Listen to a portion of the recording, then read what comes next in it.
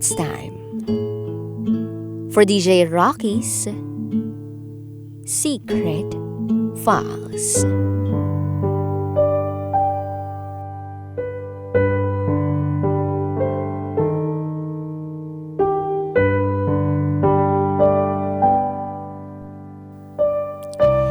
Eighteen years old lang ako at pumatol ako sa may asawa. Itago mo na lang ako sa pangalang Jamiel.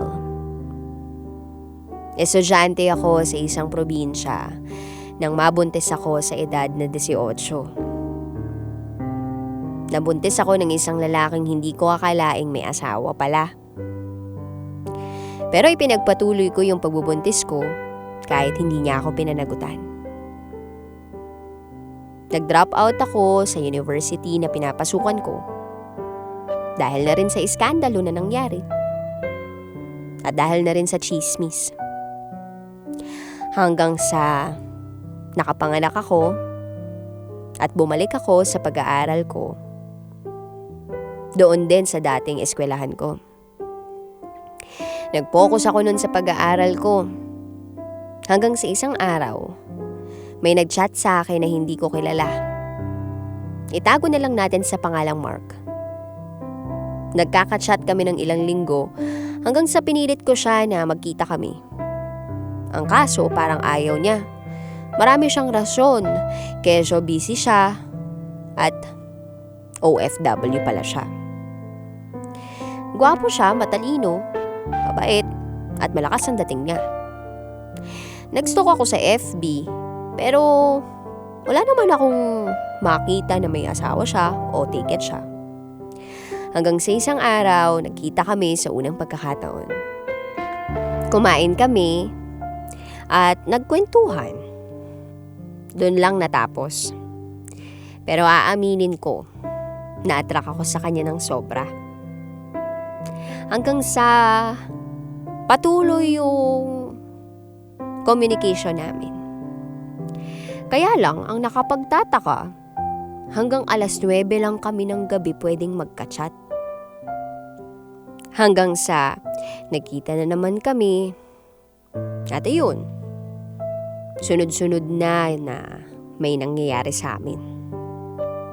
Masarap sa pakiramdam kasi iba ang galing niya. Hanggang sa habang lumilipas ang panahon, napansin ko na pagdating ng 9:00 ng gabi, hindi ko na siya makontak. Para bang nakablock ako. So ginamit ko yung Facebook ng mama ko at meron akong nakitang babae na kaapelyido niya. So chinat ko yung babae. Tinanong ko, "Ano niyo po si Mark?" At ang sabi ng babae, ex niya daw. Ako naman naniwala at nagkausap kami. Fast forward, chinat ako ni Mark. Bakit ko daw kinausap yung asawa niya? Hanggang sa napilitan ako makipagkita kay Mark at sa asawa niya. Hiyang-hiya ako nun. Gusto kong matunaw sa kinauupuan ko sa mga insultong natanggap ko sa asawa niya. Pinutol namin ni Mark yung relasyon namin. Hanggang ilang linggo, hindi kami nag-uusap o nagchat-chat. Hindi ako nakatiis. Kinontak ko siya. Nagkaayos kami uli. Ewan ko ba kung paano ko siya natitiis na nagsasama sila ng misis niya. At ako, martir na martir, okay lang sa akin. Basta nakakausap ko siya, masaya na ako. Gabi ko lang siya nakakausap kasi baka mahuli kami ng asawa niya. Hanggang sa isang araw, nahuli na naman kami. Pero hindi kami umamin ni Mark. Tuloy-tuloy ang relasyon namin na umabot ng mahigit 1 taon. Sa chat nga lang kami nagkakausap at hindi na kami nagkikita dahil nga nasa abroad na siya. Hinihiling ko rin kay Mark na hiwalayan niya na yung asawa niya para kami na yung magsama. Pero ang sabi niya sa akin, hindi daw ganun kadali dahil kasal sila at kung ano-ano pa yung mga gagawin. Kasama na din ang masasabi ng pamilya ng misis niya at pamilya niya dahil galit na silang lahat kay Mark dahil nalaman na nilang lahat ang relasyon namin. Pero tuloy-tuloy ang communication namin ni Mark at alam namin na nagmamahalan kaming dalawa. Pero ang tanong ko lang, bakit hindi niya maiwan ang asawa niya? Dahil ba may anak sila? Pero hindi eh. Kasi, 'di ba kung mahal ka, dapat handa siyang talikuran ng lahat, makasama ka lang. Makasama lang ang taong mahal mo, 'di ba? At oo, pinagbabawalan ko siyang makipagsiping sa misis niya. Pero ang sabi niya naman sa akin, wala naman daw nangyayari sa kanila kahit nasa iisang bubungan sila. Nagsasama lang daw sila dahil may anak sila at hindi ganun kadaling iwanan yung misis niya. Dahil magagalit daw yung pamilya niya. Alam niyo ba, pati sa mama ko, itinago ko yung relasyon namin ni Mark.